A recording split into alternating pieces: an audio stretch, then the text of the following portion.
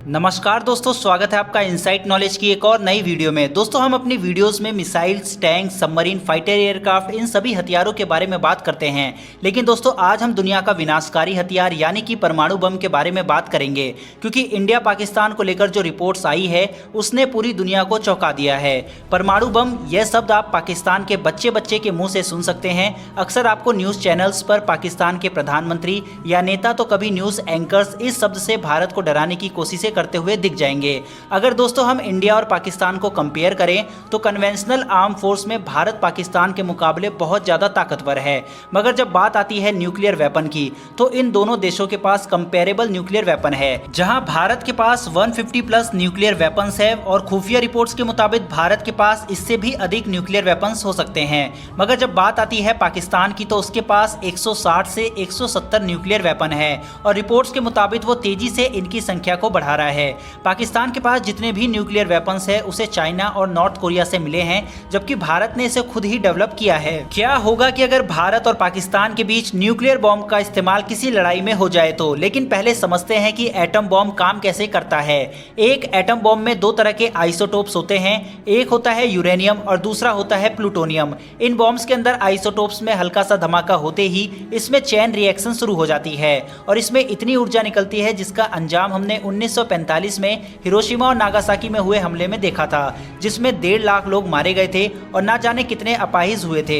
उस विस्फोट में लिटल नामक बॉम्ब का इस्तेमाल हुआ था। आज के न्यूक्लियर बॉम्ब 19वीं सेंचुरी के न्यूक्लियर बॉम्ब से कई गुना ज्यादा एडवांस और खतरनाक है। अगर कभी भारत और पाकिस्तान की जंग होती है और ये न्यूक्लियर जंग हो तो एक एटम बम भारत से पाकिस्तान और पाकिस्तान से भारत आने में महज 4 मिनट का समय लगाएगा, यानी कि 4 मिनट में तबाही का वो मंजर रहेगा जिसकी कल्पना मात्र से रूह कांप जाए। भारत और पाकिस्तान दोनों के पास तकरीबन 300 टन के एटम बम मौजूद हैं, यानी ये जहां पर गिरेगा उसके करीब 130 किलोमीटर स्क्वायर तक एक ही झटके में 70 से 80% इंसान अपनी जिंदगी से हाथ धो बैठेंगे। जिस जगह ये बॉम्ब गिरता है वहां की 2 किलोमीटर तक की सतह सूरज के गोले जैसी गर्म हो जाती है। इतना विनाश केवल एक बॉम्ब से होगा। दोनों देशों के पास 150 एटम बॉम्ब है। कल्पना कीजिए, अगर ये एक साथ फट जाता है तो एक बार में करीब 10 करोड़ लोग अपनी जान गंवा बैठेंगे। ना तो पेड़ बचेंगे, ना जानवर और ना ही पक्षी, साथ ही धरती की ओजोन लेयर भी पूरी तरह से नष्ट हो जाएगी। हमले से पैदा होने वाले रेडियो एक्टिव पार्टिकल्स आसमान में फैल जाएंगे, जिसकी वजह से जगह जगह पर एसिड रेन होना शुरू हो जाएगी और इस वजह से अगले आने वाले 100 सालों तक कोई भी पेड़ पौधे नहीं उग पाएंगे। साथ ही डीएनए में परिवर्तन के कारण आने वाले कई सौ वर्षों तक या तो बच्चे पैदा होने बंद हो जाएंगे या फिर होंगे भी तो जन्म से अपाहिज पैदा होंगे।